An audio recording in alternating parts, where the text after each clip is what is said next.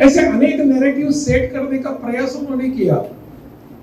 जो हिस्टोरियंस अपने जो थे, अपने इस देश की, जिनका भी यहाँ उल्लेख हो गया, वो भी नैरेटिव सेट करते समय उनके मन में जो था वो लेफ्टिस्ट स्टैंडर्ड्स थे।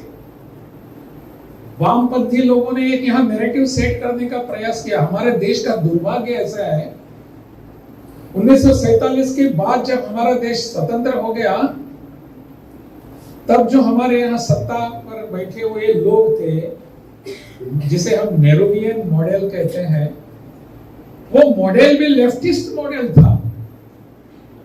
पंडित जवाहरलाल नेहरू जी के सभी वहां मंत्री परिषद में जो लोग थे वो लेफ्टिस्ट इंक्लिनेशन वाले थे।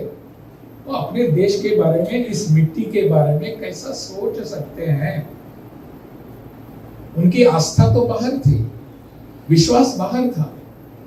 हमारे इस देश में कोई उनको कुछ ठीक नहीं लगता था, इसलिए उन्होंने बहुत सारे प्रयास कर दिए।